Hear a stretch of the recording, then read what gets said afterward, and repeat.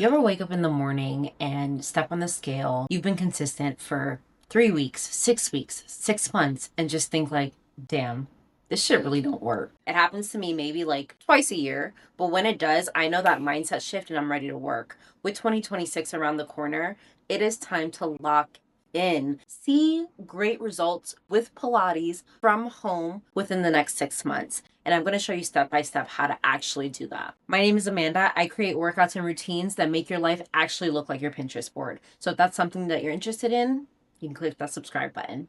Let's get right into it. Everyone deserves affordable access to fitness. So this plan is going to be easy, attainable, and you don't have to buy anything extra.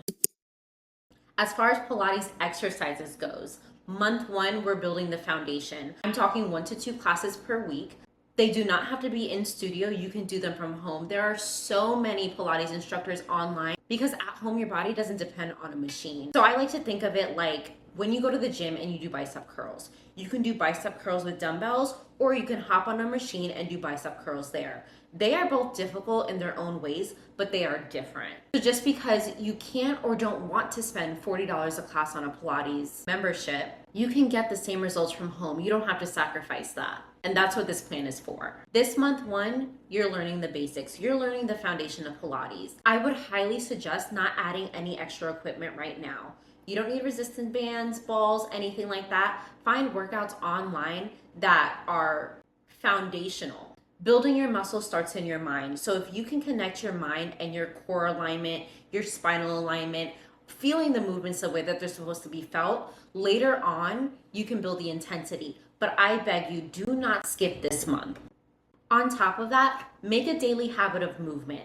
30 minutes, 20 to 30 minutes, whatever you can do it every single day for the first month. I know it sounds hard, but if you can commit to moving your body for 20 to 30 minutes, doesn't have to be strenuous, just a slow walk, 20 to 30 minutes, you build that habit and you're able to lean on it over time in those times where you don't feel like moving. Month one starts with your nutrition. So I came up with this framework that works beautifully. I've been able to lose over 20 pounds by just changing the way that I actually eat. I've tried the counting calories, counting macros, restricting myself, and I found that although I can do that for a short amount of time, it's not sustainable for my lifestyle. I have a husband that doesn't count calories.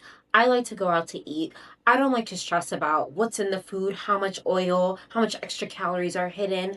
I just want to be able to follow something that's easy and attainable and flexible with my schedule. I call it the 1-1-1/2 framework. And it's super simple. Once you get the hang of it, you'll be able to do this flawlessly. It starts with breakfast. You have 1 protein and 1 fiber source. Lunch, you have 1 protein and 1/2 cup of carbs. Dinner, 1 protein and fiber. The premise of this framework is flexibility. So you can choose whether you want your 1/2 cup of carbs in lunch or dinner. So this is how I like to structure my meals, but that doesn't mean I don't have a pre-workout snack. That can be a banana, that can be a couple slices of turkey. That does not mean I get to skip out on my favorite coffee. So I have a full sugar coffee every single day exactly the way I like it. I'm not restricting carbs, but I'm organizing them for things that I actually like. Also, after dinner, I have 2 dates, peanut butter and chocolate chips every single night. That to me is worth it because it cures that sweet treat after dinner craving that I have every single day. So it's not about restricting, it's about allocating where you want your carbs to actually go. And that's why this framework has worked so well for me. A lot of the girls that you see online that do Pilates as a lifestyle, they're not counting calories, but they do have meal frameworks that work for them. They eat the same things every day. So if you can find a cadence that works for you, it doesn't have to be the same foods, but the same framework of meals, you'll be golden. So that's it on food. Month one, we are dialing in on our nutrition. Month two is where things start to get a little spicy. We're increasing strength and we're adding structure to your program. In my head, I think if it's simple, it's sustainable. So I want to make this as easy and simple as possible for you to actually see results. We've already incorporated our 2 Pilates days in month one, 20 to 30 minutes of Pilates.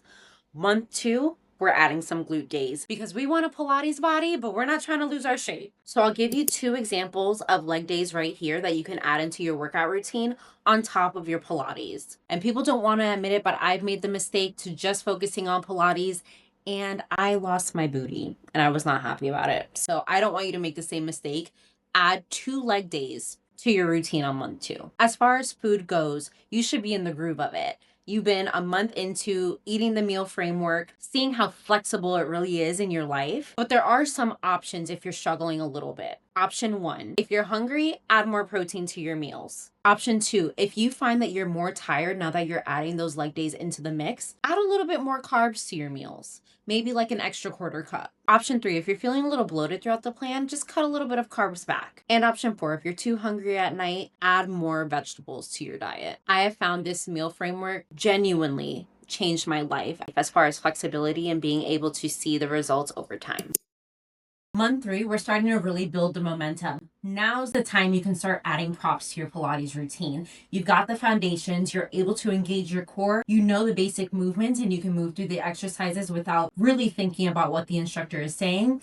It's time to add props. This is my favorite part. Popular Pilates props are the magic circle, resistance bands, light ankle weights, wrist weights. I normally just do 1 pound. You don't need a lot for Pilates if you're engaging properly. Light hand weights. My hand weights are just 3 pounds each. And then a Pilates ball. That is all you need in your home gym. All of these together probably cost about 50 pounds. I feel like now's the time to invest. You've proven to yourself that you're consistent, and this can kind of just be a little gift to yourself for actually sticking the course. I personally believe month 3 is the best time to start adding props to your routine. Reason being is month 3 is the hardest. That's when motivation dips the most. You can be consistent for a while, but at month 3 you get kind of tired. Rewarding yourself with actual props, and you're able to do a little bit more strenuous or harder workouts, more challenging workouts I should say. Now's the time to up your Pilates game. At month 4, your meal cadence should be dialed in, your workouts should be getting more intense and even more fun. Now it's time to actually level up the practice. Now we should be doing workouts that are anywhere from 40 minutes to about an hour long. We are increasing that mind-body connection. So now that you have the props, you should be able to build real strength and intensity through that mind-body connection. This is the time when you can start doing the intermediate workouts. I love Pilates by Izzy. I think she's an amazing instructor. I don't think a lot of people should be doing her workouts because they are for intermediate to advanced people. And I just feel like there's a time and a place. And the time and a place is around 4 months of your practice. As you're incorporating your intermediate Pilates workouts into your routine, you should still stay consistent with about 2 to 3 weightlifting days in the gym. I said this before and I'll say this again. Pilates is amazing for overall mind-body connection, preventing injury, flexibility, learning how to move and breathe properly while protecting your spine. But it does not build muscle in the same way weightlifting does. So in my opinion, I believe that everybody needs both. We have made it to month 5 of your journey, and you should be feeling absolutely freaking fantastic. Just what Pilates says, in 10 workouts you'll see it, in 20 workouts you'll feel it, in 30 workouts you'll have a whole new body. And at this point, we're about right there. At month 5, we're experts in consistency. We've learned that we're able to enjoy the foods that we love in moderation and align them with our goals. Life isn't all or nothing. It takes years to figure out the cadence that actually works for you and something that can be sustainable for your lifestyle. And this is what has worked for me. Month 5 has to be my favorite because now you're enjoying moving your body. You're feeling the results. Everyone's telling you that they see the results. Your mood is different, your attitude is different, your confidence is skyrocketed. It is so worth it as long as you stay the course. And in month 6, we're embodying the entire full glow up. From the inside out, you should feel so good, so proud of yourself. You'll be a firm believer of Pilates, that I'm sure of. At this point, you've had the patience to understand that fitness is a lifestyle. There's absolutely no quick fixes, but I wholeheartedly believe that there is no reason to stress about your fitness goals, your routines.